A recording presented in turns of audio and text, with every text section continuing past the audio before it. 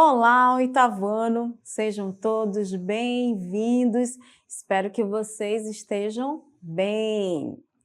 Eu sou a professora Daniele Costa, do componente de Língua Portuguesa. Vamos então conhecer os nossos estudos de hoje. Observem aí na tela. Aula 43. Objeto de conhecimento. Construção, composicional e estilo. Gêneros de divulgação científica, com detalhamento em gêneros textuais de divulgação de conhecimentos, construção composicional, estilo e suas características. Então, oitavano, hoje nós vamos navegar nesse gênero que tem uma particularidade dentro da nossa sociedade. Vamos juntos conhecê-lo?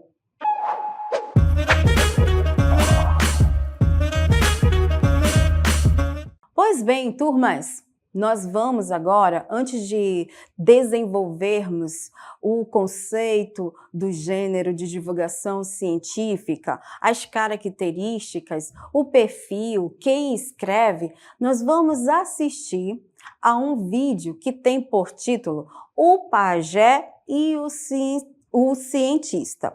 E logo mais nós vamos começar a pontuar esse gênero, que ele tem uma função específica na nossa sociedade. Então, acompanhem aí, assistam ao vídeo. Numa pequena aldeia no coração da floresta amazônica, um encontro inusitado estava prestes a acontecer. O pajé, guardião dos conhecimentos ancestrais, caminhava com passos tranquilos pela mata, enquanto o cientista, ávido por desvendar os mistérios da natureza, avançava com determinação. Em uma clareira ensolarada, os dois se encontraram. O pajé, com seu sorriso sereno, acolheu o cientista com um gesto caloroso.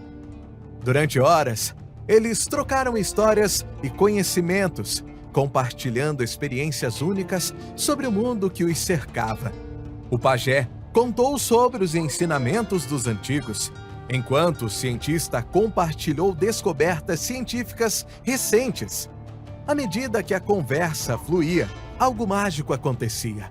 O pajé e o cientista perceberam que, apesar das diferenças, ambos compartilhavam um profundo respeito e amor pela natureza. Eles entenderam que suas jornadas estavam intrinsecamente ligadas. E assim, naquele encontro improvável, nasceu uma nova compreensão. Uma compreensão que transcendia as fronteiras da cultura e da ciência, unindo os dois em busca comum pelo conhecimento e pela harmonia com o mundo natural. Enquanto o sol se punha no horizonte, o pajé e o cientista se despediram com um aperto de mãos e sorrisos sinceros. Pois bem, turmas, então vocês observaram que aí, nesse vídeo, nós apresentamos para vocês, nós podemos observar dois eus, né? Acompanha aí na tela que nós vamos pegar o desenvolvimento desse primeiro momento do vídeo, da história, e nós vamos observar dois sábios, né? Olha lá, pajé e o cientista. Então, nós temos aqui o pajé como essa representação de um sábio dos povos originários, dos nossos povos indígenas. E para essa comunidade, esse ser aqui, ele é visto como um oráculo, como alguém de inteligência e respeito, ok? E do outro, nós temos o cientista, que também é um sábio, mas ele está vinculado aos estudos acadêmicos, né? A ciência. E aí o nosso texto diz o seguinte, esse é um texto fictício, certinho, mas traz para nós dois indivíduos que trabalham com o conhecimento. Então, acompanha aí. Em uma pequena aldeia do coração da floresta amazônica, um encontro inusitado, ou seja, um encontro inesperado estava prestes a acontecer. Aí ele situa quem? O sábio, o pajé.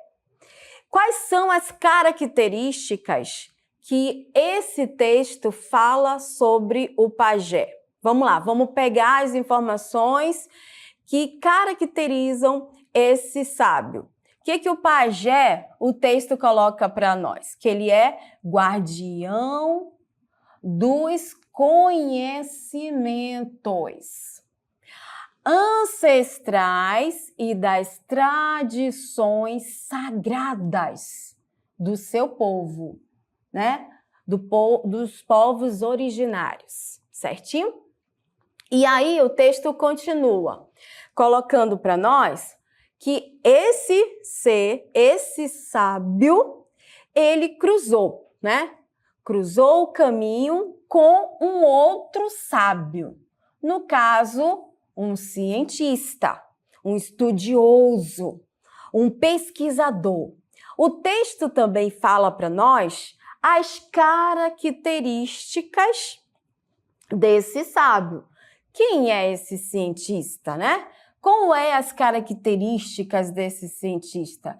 Ele é ávido, ele é curioso, ele busca responder os porquês das perguntas que surgem, né? Então, ele é ávido por desvendar os mistérios da natureza através da razão e da lógica. Isso quando o texto fala que esse ser, o cientista, ele busca explicar, desvendar os mistérios pela razão e pela lógica, turma, ele está se referindo à ciência. Certinho? Porque na ciência tudo tem uma explicação, tudo precisa de uma explicação. Ok? Mas o pajé é menos importante que o cientista? Não, os dois são importantes, certinho? Então, nós temos aqui que o trecho, ele introduz esses dois personagens, né, enfatizando, como nós já colocamos, tanto o pajé quanto o cientista, que aos olhos da sua comunidade, do seu povo, os dois são um sábio, né? Cada um com sua particularidade, certo? O pajé, ele é retratado como um guardião dos conhecimentos ancestrais e das tradições sagradas da sua comunidade, do seu povo, destacando sua ligação com a história e a espiritualidade da sua comunidade, do seu povo. Então, ele é um sábio respeitoso. Por outro lado, a gente viu que o cientista, ele é descrito lá no texto como alguém ávido, certo? Curioso, por desvendar os mistérios, né? De quem, no caso? Da natureza. A natureza que já nos informa tantas particularidades, né? Tantos estudos já foram feitos com a natureza, com remédios, com medicamentos, com produtos, enfim. Então, os cientistas, no caso, o nosso cientista desse texto, né? Ele vai, através dos estudos da lógica, da razão, ele vai representando uma abordagem mais, digamos assim, moderna, científica, para compreender o mundo ao seu redor. Então, esses dois aí, eles são importantes, certo? Para o contexto do texto, né? Assim, turmas, esse trecho, ele sugere um encontro entre duas formas de conhecimento. O tradicional, no caso, o pajé, e o científico, representado pelo cientista. Com base nisso, turmas, vocês sabem o que é um laboratório? Vocês têm ideia do que seja um laboratório? Como a população, a sociedade, ela é informada sobre o desenvolvimento dos estudos que a ciência ela produz? Pois bem, vejam na tela a seguinte propaganda sobre a vacina bivalente contra a Covid-19. Acompanhe aí, nós temos a propaganda certinho. E aí diz o seguinte, nós temos também, observe que nessa propaganda nós temos tanto informações lúdicas, ilustrativas, como também nós temos as palavras, né? Começando aqui, Covid-19, reforço da vacina bivalente para grupos prioritários. Aí mais embaixo, observem aí, vacina é vida, vacina é para todos. Informe-se, procure uma unidade básica de saúde e complete seu esquema vacinal. Na verdade, esse texto é um gênero publicitário, certo? Olha aqui, do governo federal, reforçando a população que a vacina é vida, que a vacina é segura e que todos precisam tomar para se proteger do Covid-19. E aí nós temos aqui do ladinho o mascote do SUS, né? Do Sistema Único de Saúde, o Zé Gotinha, dando essa reforçada. Então, no geral, aqui a gente pode dizer que essa propaganda, ela trabalha com a linguagem mista, porque tem reforço da vacina bivalente para grupos prioritários. Aí vem as informações mais embaixo, reforçando que é necessário tomar a vacina e, como ludicidade, coloca-se esse mascote. Certinho, turma? Então, aqui é um reforço de que a Covid-19 é esse vírus, né, que acabou estudos sendo feitos e se a vacina ela já está preparada, é porque a população precisa ficar, né, consciente de que tem que tomar, porque já foi feito vários estudos sobre isso. Certinho? Então, nós temos aqui, ó, o que é uma divulgação científica? A gente está falando de divulgação científica, de textos de divulgação científica, mas aí vem essa pergunta. O que é divulgação científica, né? Como e onde buscar informações sobre os estudos científicos? É uma outra indagação que a gente acaba se perguntando. Será que inovações ou descobertas da ciência afetam o cotidiano da sociedade? Então, observem, turma, que essa propaganda do governo federal, para ser divulgada, certo?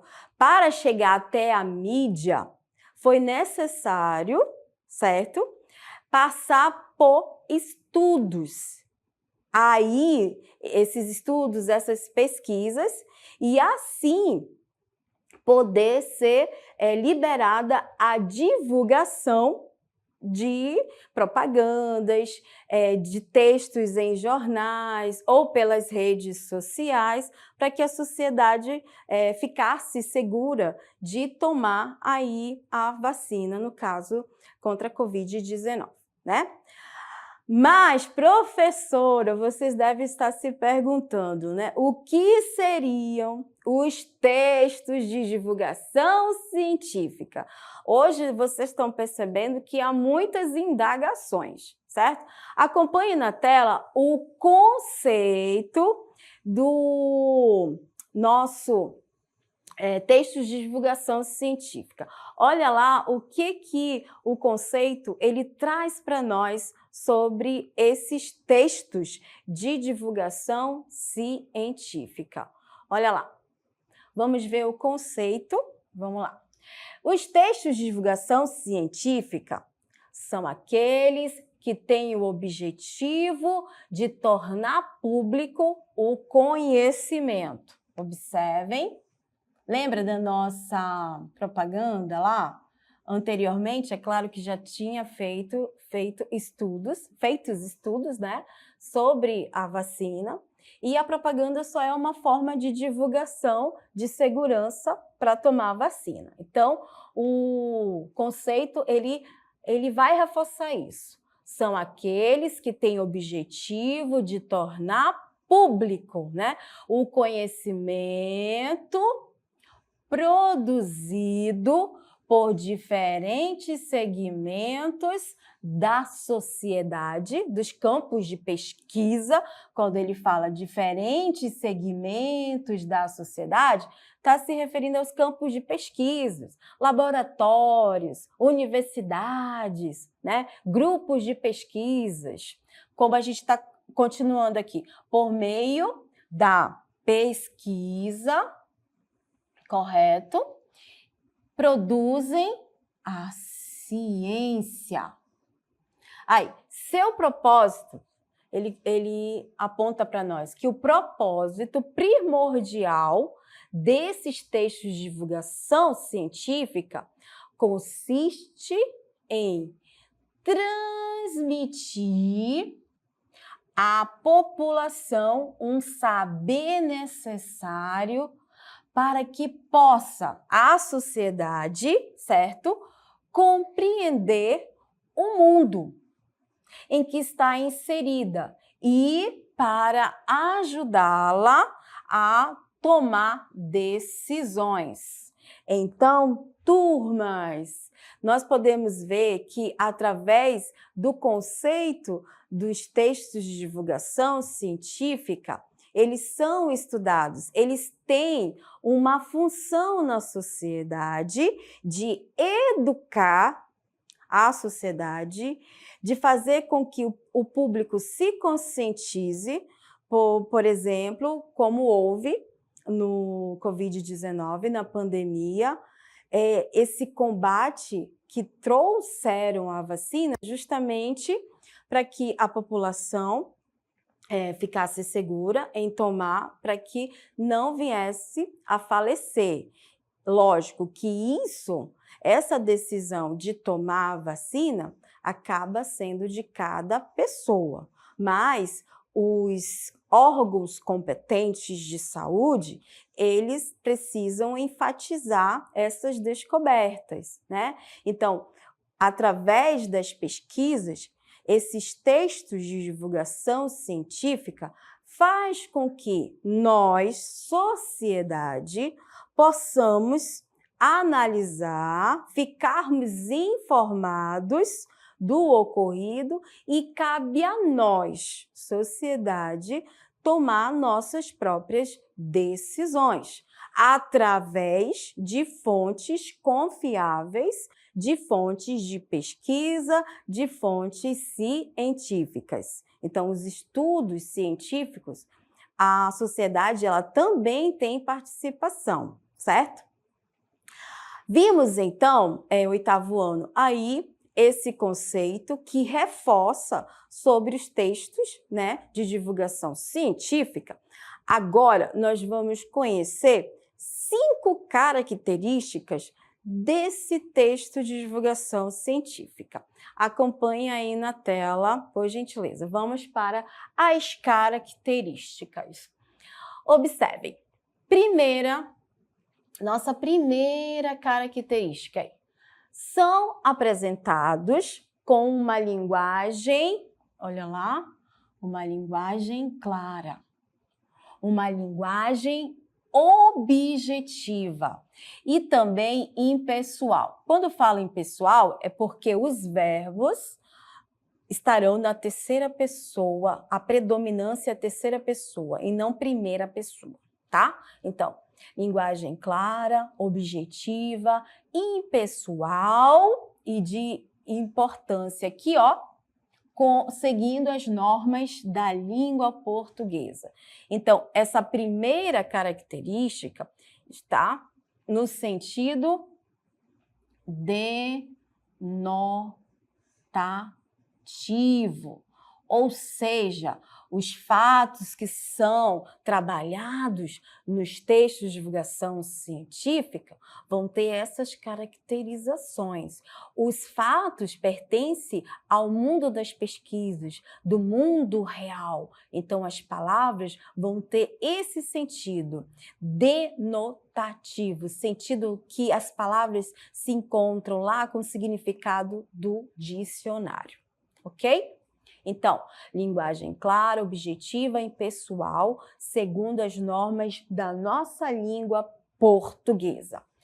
A segunda característica, acompanhe, são evitadas as expressões populares, como a linguagem coloquial, as gírias e também as figuras de linguagem que possam dar um sentido de redundância e ambiguidade. Ou seja, turma, os textos de divulgação científica, eles estarão no campo denotativo, como nós vimos, e não pode ter sentido figurado, não pode ter sentido conotativo, certo? É sentido denotativo. Eles evitam o sentido conotativo.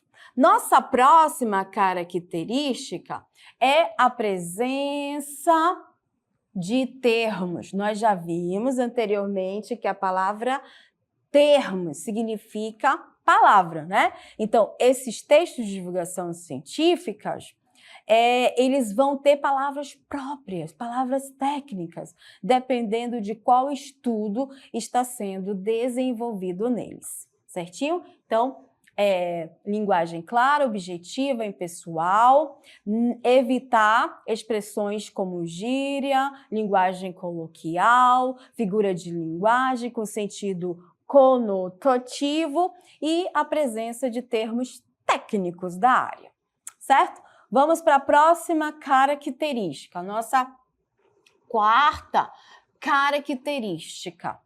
Eles são escritos por quem? Quem são esses autores, professor, desses textos de divulgação científica? As características aqui nos apontam. São os pesquisadores, né? Especialistas, os cientistas, os teóricos, no assunto dedicado ao ramo da ciência, por meio dos estudos. A característica põe aqui por métodos científicos, ou seja, pelos estudos, ok? Pois bem,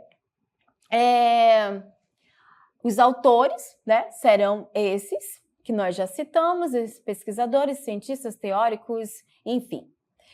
A última característica é os suportes. Se nós temos os autores, esses textos de divulgação científicas, eles não podem somente ficar nesse universo, né, científico, universitário. Eles precisam, ainda mais se for algo de extrema importância para a sociedade, eles precisam ser divulgados, né? E nós temos os suportes, como os textos, os livros, as revistas, né? As plataformas de divulgação científica, televisão, internet. Então, esses pontos, eles vão ser mecanismos, ou seja, canais de comunicação que vão desenvolver a divulgação de algum assunto pertinente, de interesse, não somente acadêmico, mas também da sociedade. Certinho, turma? Bem, para reforçar o que nós estamos colocando no conceito e nas características, nós vamos assistir a um vídeo, certo? Que tem aí por titulação O Olhar de Deus e a torneira que pinga. Assistam! O olhar de Deus e a torneira que pinga. No Egito faraônico dos tempos de Akenaton, segundo uma religião monoteísta, agora extinta, que adorava o sol, a luz era considerada o olhar de Deus. Naqueles tempos remotos, imaginava-se que a visão fosse uma espécie de emanação que partia do olho. A visão era parecida com um radar. Prolongava-se para fora do olho e tocava no objeto que estava sendo visto, o sol, sem o qual pouco mais do que as estrelas seriam visíveis, acariciava, iluminava e aquecia o Vale do Nilo. Dada a física da época e uma geração que cultuava o sol, fazia sentido descrever a luz como o olhar de Deus. 3.200 anos mais tarde, uma metáfora mais profunda, embora muito mais prosaica, nos propicia um melhor entendimento da luz. Parte do primeiro parágrafo do texto de Carl Sagan fala sobre o modo como os egípcios definiam a luz, 3.200 anos atrás, para introduzir a questão central tratada no artigo, a definição científica da luz. O autor encontra, assim, uma forma de despertar o interesse do leitor, ao mesmo tempo que dirige sua atenção para o foco do texto.